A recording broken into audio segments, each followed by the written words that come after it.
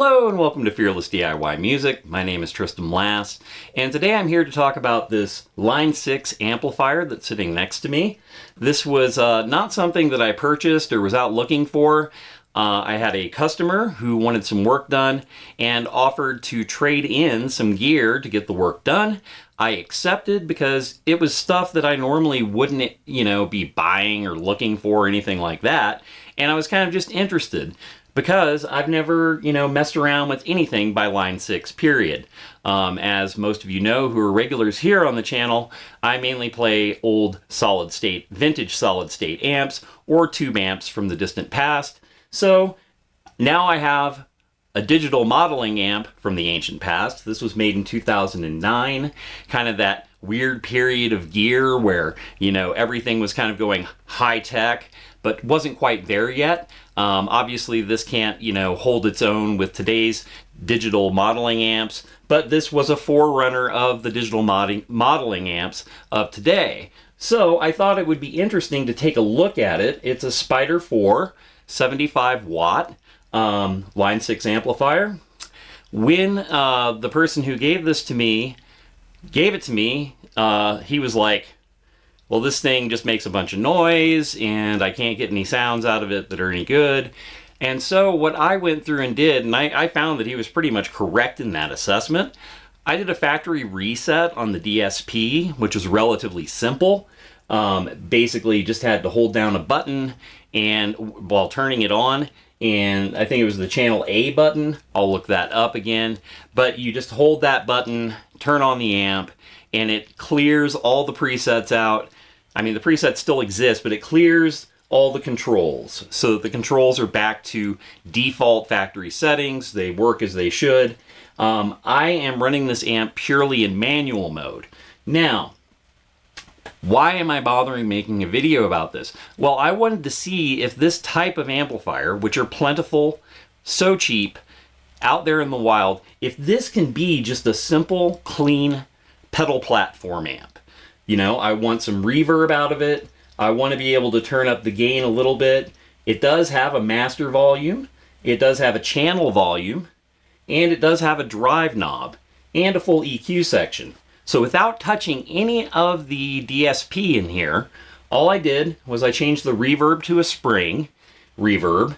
So now I'm treating it as if it's just a regular amp without any of the digital craziness that's happening in this bank of knobs right here. I have it set on manual, so what I'm doing is I'm turning knobs and things happen.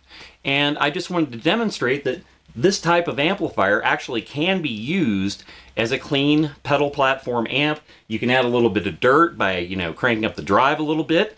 But let's just take a listen to it and let's see if this is something I could actually use or not. All right, take a listen here.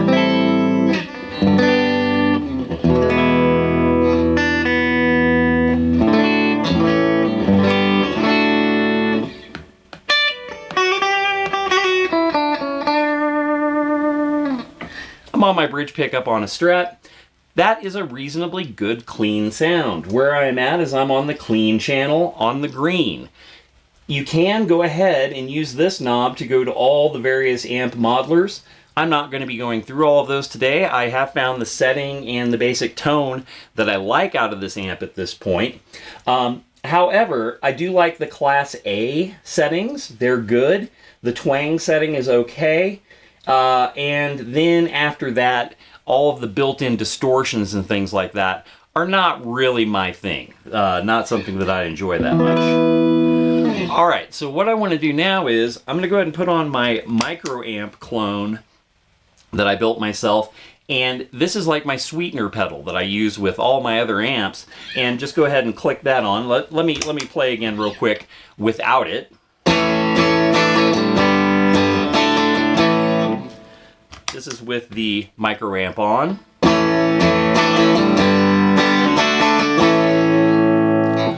Already we're getting a little bit fuller, a little bit sweeter sound. So that's super nice.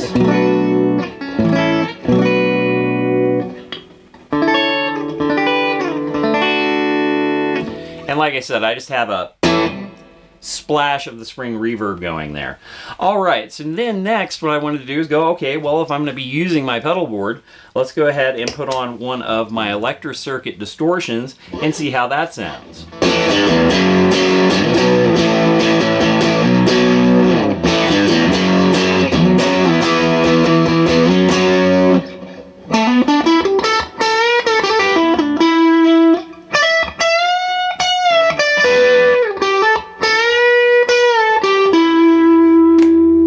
Go ahead and go up to the neck pickup.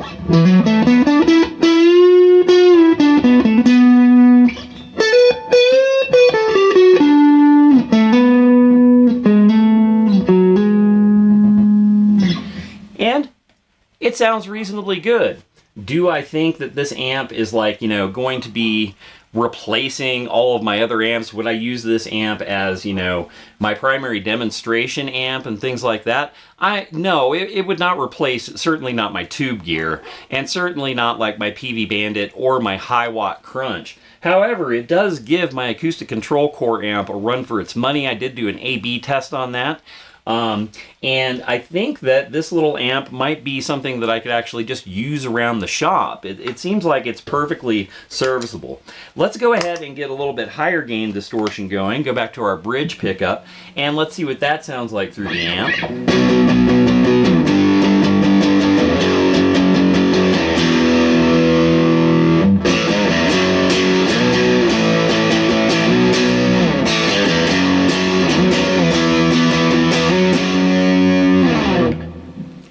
And that sounds good. I do like the reverb in it. So I guess what I'm trying, and let's go ahead and throw on like some, let's throw on some effects here real quick and see what happens here. Flanger.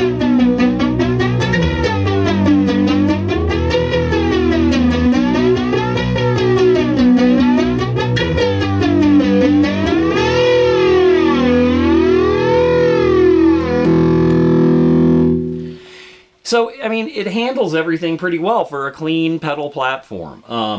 Like I said, the key really is to go ahead and wipe those, do a factory reset and wipe these knobs. Because these knobs, when they are like in full preset mode, and the moment you start like toggling through the presets, you kind of enter into the wilderness really quickly. It's very hard to get back to where you want to get to a usable sound. I find that you just keep it in manual mode. Don't mess with the presets at all. It's very simple to set the reverb up. You can do that without entering into the, craziness of all the presets. And of course, this is famous for, like its insane sound and all the wild distortions and things like that it has. I think the last thing I want to do, I'm turning off my all my drive pedals here. Now, what do we do if we just want to get some drive out of the amp and we're not using any pedals at all? Well, you just turn up the drive knob here, and then we'll turn down the channel volume just a little bit. I guess I don't have to turn down the channel volume that much. Turn the channel volume back up.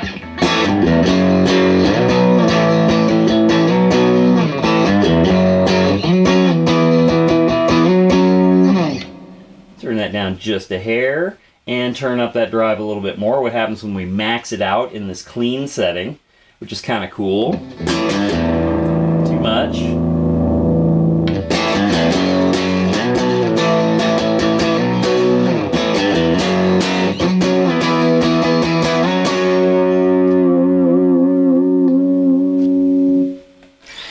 So there you go. That's a reasonable amount of crunch, and I feel like if you put that crunch up a little bit like that, and then hit it with let's go ahead and hit it with my my mild electro overdrive here.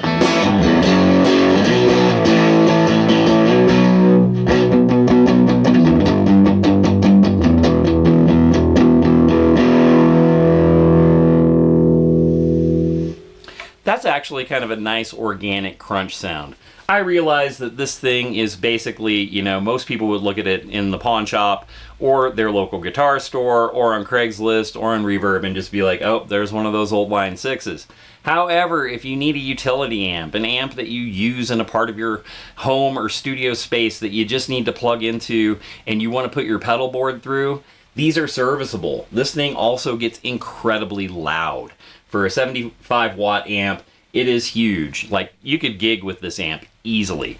And the cool thing about it being all digital that I do appreciate is that when you keep it in this clean mode and you have it in manual with all the settings that I'm using, you can really crank this thing up and it doesn't have background noise in it.